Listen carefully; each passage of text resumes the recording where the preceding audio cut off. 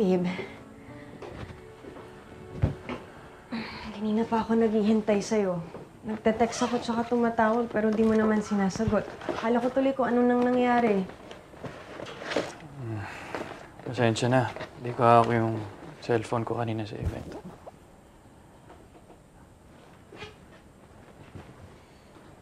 Babe, galit ka pa ba? Kasi hindi ako sanay na ganito tayo mag-usap. Nandito ka nga pero para namang ang layo-layo mo. Babe, kahit si Tori napapansin niya na lagi ka nalang gabi umuwi. Hindi naman laging late natatapos yung mga events niyo, di ba?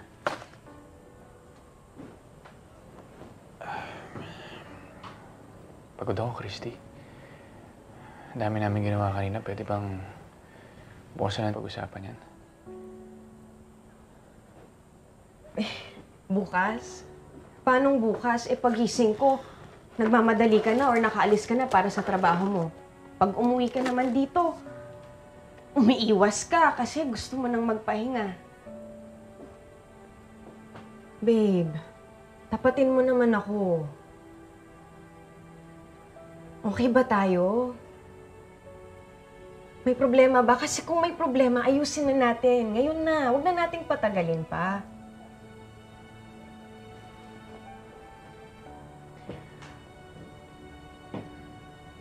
Gusto mong malaman yung totoo kung ba't di ako sumasagot kanina? Kasi pumunta ako sa kulungan. Binisita ko si Leon.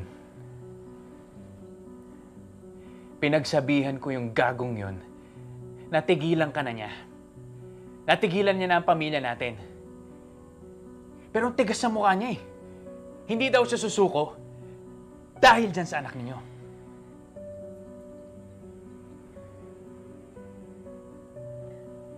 Babe, huwag mo nang paniwalaan. Huwag kang makinig doon. As far as I'm concerned, hindi naman niya anak yung dinadala ko. Anak natin to. Kahit pang anong gawin ni Leon, hindi niya na masisira yung pamilya natin. Lalo na kung magpapakatatag tayo, babe. Ay, please. Please, huwag na tayong mag-away. O, saka huwag mo na akong iwasan. Please talk to me.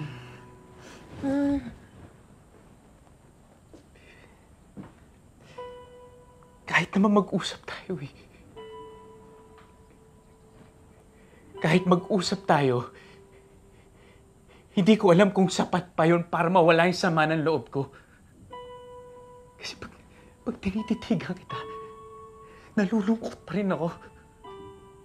At naaalala ko yung ginawa mo kay Sarah at sa anak namin. Hindi ko matanggap na dahil sa'yo muntik na mawala yung tunay kong anak. Tunay mong anak? So, ano to? Yung anak ko, ano? Balik siya sa pagiging anak ni Leon? Jordan, bakit naman ganyan? Dahil sa aksidente na hindi ko naman ginusto. Baby, hindi ko yun ginusto eh. Pati yung baby ko, damay na. Ano yung pangako mo nun? Yung pangako mo, nakikilalanin mo siya, tuturing mong anak ko, wala na, lip service lang yun? Tingnan mo to. Ito yung dahilan kung ba't ako umuwi ng late eh. Kasi alam ko mag-aaway lang tayong dalawa. Ano?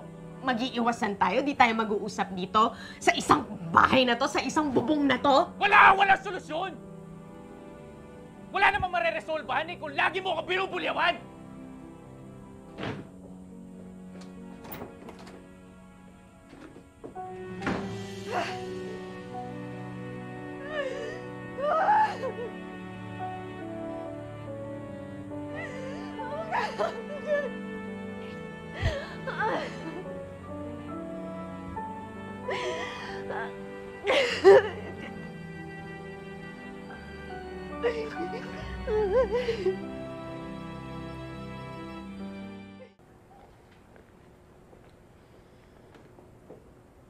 Nasaan ba si Jordan? Baka malate ka sa doctor's appointment mo. Ewan ko po, ma. Wala pa rin reply sa akin hanggang ngayon eh. Ay, naku. Kaz, alam ba ni Jordan na meron kayong doctor's appointment today? Oo naman, Kaz. Nag-usap kami. Anong pinagawa niyo kagabi? Bakit hindi siya dito natulog? Matawagan ko na lang si Jordan, ha? Saglit lang.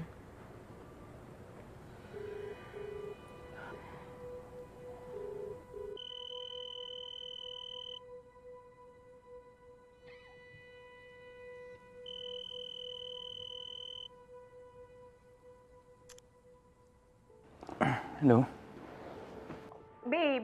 Babe, kanina pa ako nagte-text at tumatawag sa'yo. Bakit naman ngayon ka lang sumagot?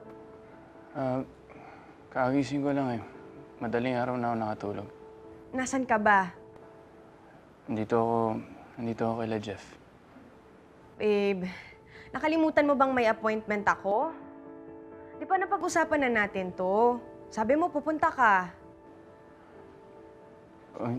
Mabibis lang ako. Hintayin mo ako. Alam mo, babe, kung hihintayin pa namin yung biyahe mo, mamimiss mo na talaga yung appointment ko. Di bale na lang kay Nunet na ako magpapasama, okay? Sige na. Christy, sandali. Ay, naku, tita. Yan na naman. Wala na naman. Eh, hindi daw po nagising on time, ma. Tayo na lang, Net. Sino pa bang sasama sa'yo? Of course. Tara na. Baka malate pa kami. Jordan, huwag mo namang hayaang masira yung araw mo dahil nag-away ko yung dalawa ni Christy. Pinaisip ako. Why don't you come join me sa pagsha-shopping ng baby clothes?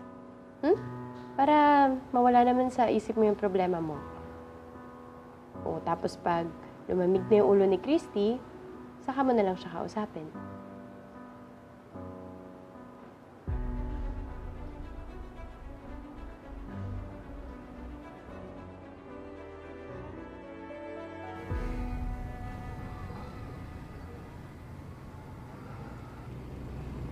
Cuz, okay ka lang ba? Hindi ko na alam, Cuz. Parang nagigilty ako eh. Bigla ko na lang kasing binabaan ng telepono si Jordan kanina. Nadala na rin siguro ng galit. Naku, tama lang yung ginawa mo, no? At saka, grabe naman kasi yung jowa mo, Kaz.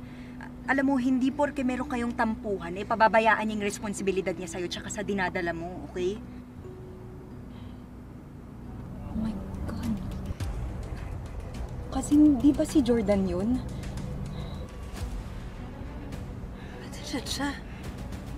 Dito na lang ho. Okay na. Lily! Kausa, Tay, malaya ka na! miss ko kayong lahat ha. Wait, wag! Salamat naman at nakalaya na kayong dalawa. Grabe ka, Kausa. Billy, na-miss ko kayo. Okay na, kamusta ka na? Ay, Tay, ilang araw na rin po nung makalabas ako sa Women's Crisis Center. Oo. Sa akin na rin siya ipinagkatiwala at sa akin na rin siya umuwi. Meron na tayong bagong uuwian dahil meron akong bagong inuupahang bahay. Doon na rin kayo uuwi para makapagsimula tayo ng bagong buhay. Eh, sana nga ho. Siyempre, gusto ko maging karapat-dapat sa pamilya ko. Lalo-lalo na kay Christy. Eh, kamusta naman siya? Di ba makanganak na siya? Dapat doon tayo sa bahay magkwentuhan kasi maluag doon, tapos mahangin, maraming puno. Alika na. May pagkain ba nun, Kausa? Natural. Oo, naghanda kami para sa inyo. Jordan! Buti pa si Shaira nasasamahan mong mag-shopping. Habang ako, hindi mo man lang masamahan sa appointment ko, sa check-up ko? Christy, please don't make a scene here. Ako pa yung masama ngayon, Jordan? Ha? Ano ba? Kung meron talaga akong halaga sa'yo at itong baby natin, sisiguraduhin mong gigising ka ng maaga para makapunta sa check-up? Christy, huwag ka na mainis. Inumaga lang yung pag-uusap namin ni Jordan kagabi. Kung alam ko lang na may lakad pala kayo kaninang umaga, di sana ako na lang yung nanggising sa kanya. At doon ka pa natulog kagabi? Wala si Jeff. Lumabas, hindi ko alam kung saan ako ibang tutuloy. Wala naman kami ginawang masama. Nakitulog lang ako. Wow, Jordan. Yan talaga yung excuse mo? di sana nag-hotel ka na lang kung ayaw mo talagang umuwi sa bahay ng pinsan ko, di ba? Dadahilan ka pa eh. Jordan, di ba nangako ka? Nangako ka na hindi ka na ulit tatapak sa pamamahay ng babaeng yan. Don't be so upset, Christy. Gusto lang ni Jordan ng shoulder to cry on kaya siya pumunta sa akin. Tsaka, gano'n naman talaga yung ginagawa niya, di ba? Dati pa. Sa akin talaga siya nakikipag-usap because he knows that I am the only one who can truly understand him. Ang sabihin mo, hinintay mo lang na meron kaming hindi pagkakasundo ni Jordan para makatiming ka na mapalapad mo yung papel mo sa asawa ko. Christy, tama na. Huwag mong bigyan ng masamang kahulugan yung pagtulong sa akin ng tao. Tama. Tsaka, Christy, concern lang sa akin si Jordan tsaka sa pinagbubuntis ko. Di mo naman siguro siya masisisi kung iniingatan niya tong pinagbubuntis ko. Ito naman talaga yung tunay niyang anak, di ba? Hindi yung nasa tiyan mo. Huwag mong iinsultohin yung anak ko. Christy, ano ba? Kakasabi ko na huwag kang gumawa ng eksena dito eh. Baka makasama pa itong mga away na to sa maigi anak ko. Jordan, ano ka ba? Hindi mo ba naririnig yung sinasabi niya? Paano niyang maliitin at insultuhin yung magiging anak natin? Kung lahat ng kilos na gawin ko para sa safety ng anak ko, kay questionin mo, lagi lang tayo mag-aaway ng ganito. Alam mo, nag-iisip-isip na rin ako eh. Maybe we need a break. Anong ibig mong sabihin, Jordan? Mas kailangan ako ni Shaira ngayon. Kailangan ako ng anak namin. Doon muna ako tutuloy.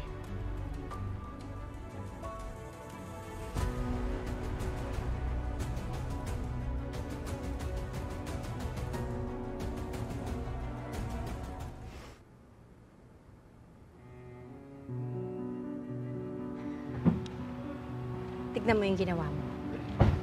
Ha? Kung hindi ka pumunta dito, edi sana hindi nangyari yan.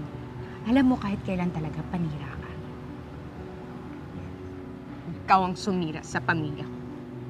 Kaya wag mo akong sisisihin. Naiinggit ka, no? Kasi binabaliwala ka na ni Jordan. Alam mo, nagdadahilan lang siya sa'yo.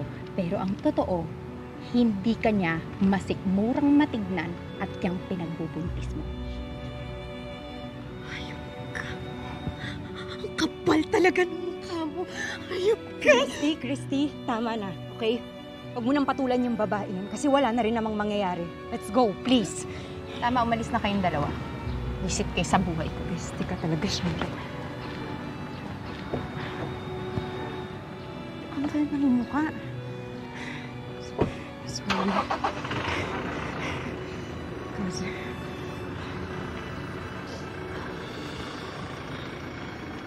sumusobra na talaga yung babaeng yan eh. Kasi paano nagawa ni Jordan yun? Paano siya nag-walkout ang ganun lang sa akin? Kaz, pabayaan mo muna siya, okay? Alam mo, siguro kailangan niya munang mag-isip-isip kasi sa totoo lang hindi na maganda yung mga nangyayari eh. Tama na, baka makasama sa'yo eh. Alam mo, Kaz, baka tama si Shaira. Ano? Naniniwala ka sa sinasabi ng babaeng yun? Paano kung nagdadahilan lang si Jordan? Dahil lang totoo, hindi niya talaga kayang tanggapin yung anak ko. Hindi niya masikmura yung mga nangyari sa akin. Well, kung totoo man yun, pagsisisihan niya lahat ng ginawa niya. Okay? Pero ngayon, Kaz, kailangan mo magpakatatag para sa baby mo. Ha? Hindi na siya pwedeng madamay. Sorry. Naman, Kaz. Alam mo, sisiguraduhin ko na maalagaan ko ang anak ko at mamahalin ko siya ng buong buo.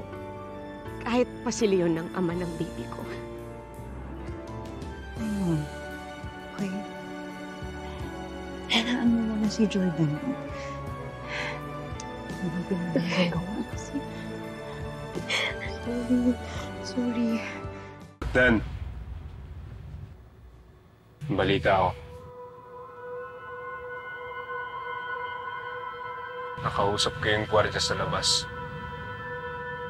Nakalaya na raw sila yun. Hayop siya. Hindi ako papayag na magpakasasa siya habang tayo kalaboso pa rin. Pagbabayarin ko siya sa pagtraidor niya sa kalasan. Gusto ko rin gantihan sila yun sa pagpatay niya kay Buhaya. Paano natin gagawin yun? Hoy! Labas na kayo! Ay, paspas na natin siya! Sige, yan ako. Sige na kayo. Oh, galing kay Warden. Yan ang sunod na target nyo. Kailan labas namin? Pagkatapos ng agahan bukas, tayo ang duty sa kusina. May gwardiya na susundo sa inyo at palalabasin kayo sa likuran. Gusto ni Warden, malinis at walang sabit. Bumalik agad kayo bago ang roll call sa tanghali. Kuha nyo? Kuha namin. Tara!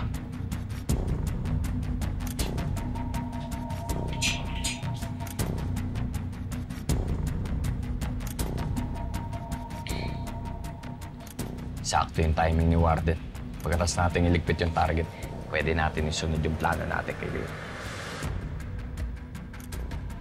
Kaya lang may problema tayo, Alakden. Di natin alam kung saan hahanapin si Leon. Sino naman nagsabing si Leon ang itutumba natin? Hindi muna natin itutumba si Leon. Gusto kong patagalin muna yung paghihirap niya. Gusto kong masaktan siya ng todo. At magagawa lang natin yun pag pinatay natin ang pinaka-importante sa kanya, si Bounce. Puso muna natin to.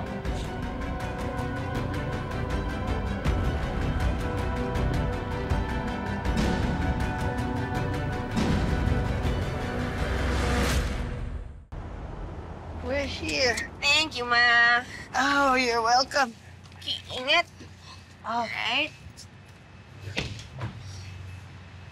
Ay, buti na lang tayo. Mas skandaloso ang kotse. Sorry, anak. Buti di tayo naabutan ng traffic, Ma. Abot pa tayo sa dentist appointment nitong si Tori. Mami, nag-promise po sa akin si Daddy last time. Sabi niya po, siya po maghahatid sa akin dito sa dentist. Asan po siya? Bigla kasing nagkatrabaho si Daddy. After po ng work niya, is he coming para sunduin po tayo? Naku, baka maliit kasi yung matapos. Siguro after your dentist appointment, punta tayo sa mall. And you know what's in the mall? New toys po ba, Lola? Toys talaga. Well, let me see. Pero siguro kailangan ni Lola ng maraming hugs, maraming kisses. Yeah. Dapat tinuluyan na natin sila kanina nung nasa bahay pa sila, Alakdan. Kung doon natin tinira si Christy, pagmumukhang tinarget talaga siya. Kailangan malinis at mukhang aksidente para hindi tayo mabalikan. Ay, Mami, naiwan ko po sa car yung favorite stuffed toy ko. It's okay. Hindi mo naman yung kailangan sa dentist. Pero I need po ng teddy bear. Para po di po ako matakot sa dentist. Dito ka lang, tayo may signal ko.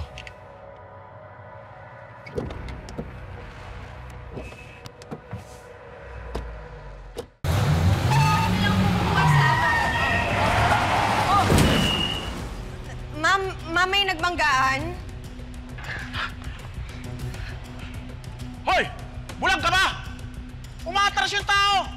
Papatayin mo ba ako? Dito po talaga sa parking lot, ha? Kaaway pa talaga sila. Oo. Anak, ito, nakalimutan yung susi. Paano mo bubuksan yung kotse? Oo nga naman. Where is it? I can't find it, ha? There.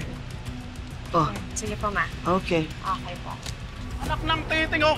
Nakabangga mo na! Hoy, hoy, hoy! Saan ka pupunta? Magbalik ka dito! Paano ito?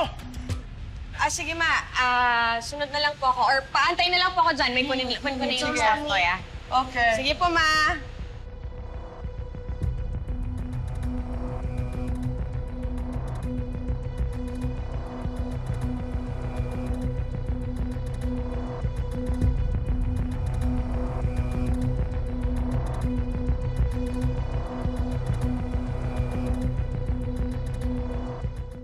Hoy! Doon na kayo! Ako, boss.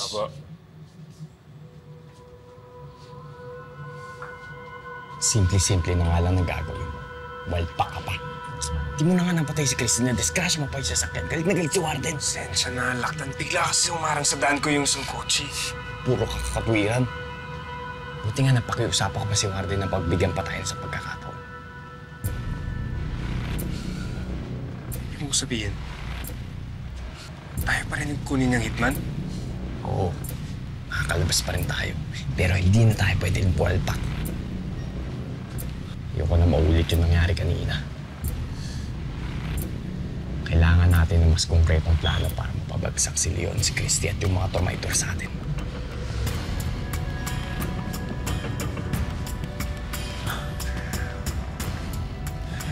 Naisip ko na bang plano? Basta, magsasama-samahin ko silang lahat sa impyerno.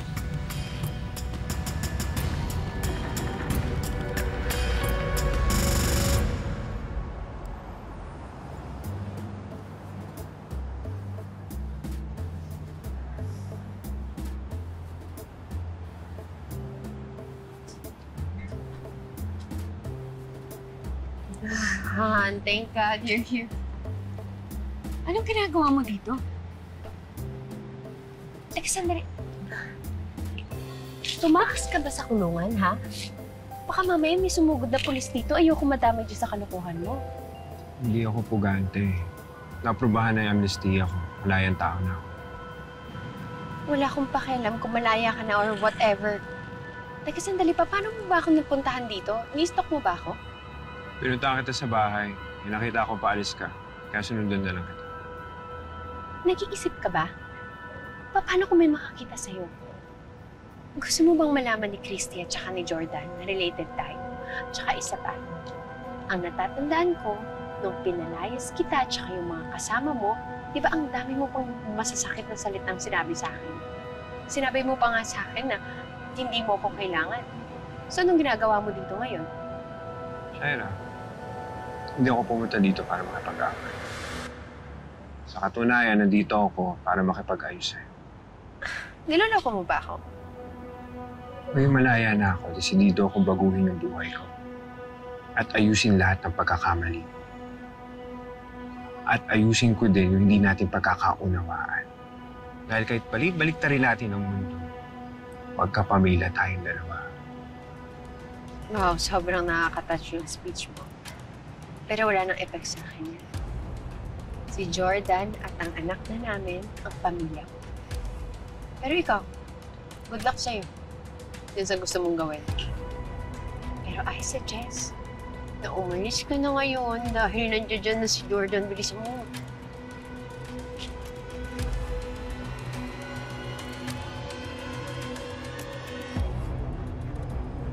Hi.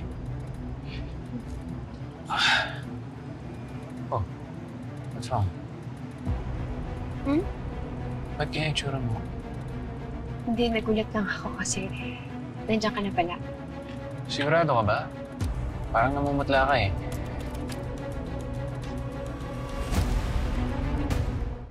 Nag-order ka na ba ng food? Follow up ko. Kuya.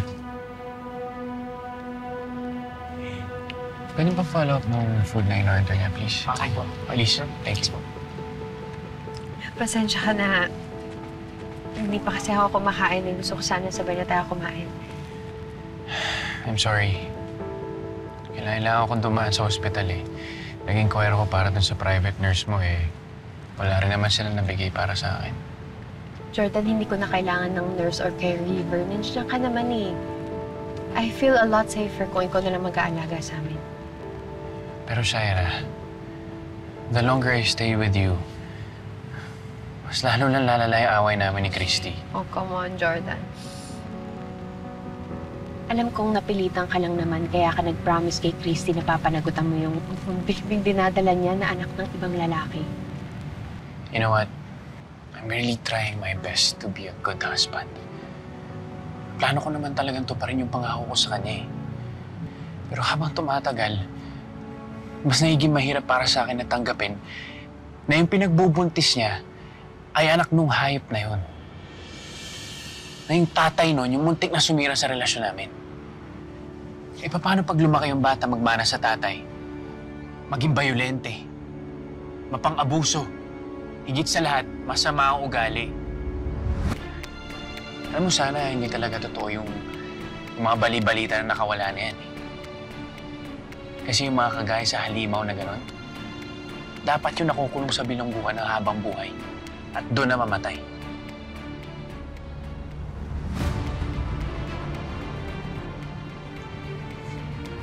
Tagal ng order mo. Sir, bago siya na po umorder. Dali.